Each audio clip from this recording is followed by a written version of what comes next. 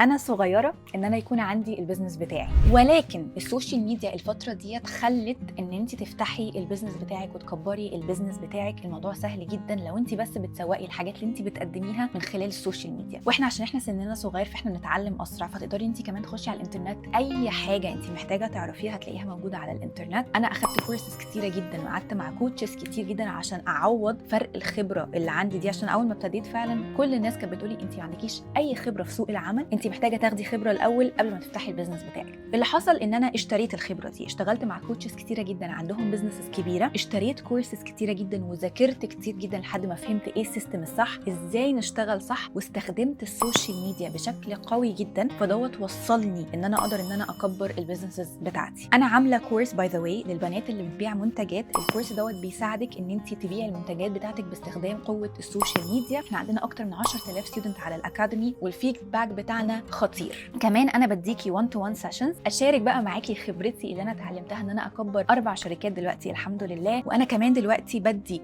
كونسلتيشن سيشنز 1 تو 1 سيشنز، بقدر ان انا اساعدك واديكي من خبرتي ان انا اشتغلت مع اكتر من 500 عميل عندهم بيزنسز وساعدتهم كمان ان هم يكبروا البيزنسز بتاعتهم 1 تو 1 في الاستشارات بتاعتنا. فانت لو عايزه تشتركي ابعتي لنا رساله تلاقي كل التفاصيل موجوده. ولو عايزه تحضري الكورس بتاع الريلز دوت بيساعدك جدا جدا جدا وسعره مش غالي، اكتبي لي ريلز في الكومنتس وابعت لك كل التفاصيل.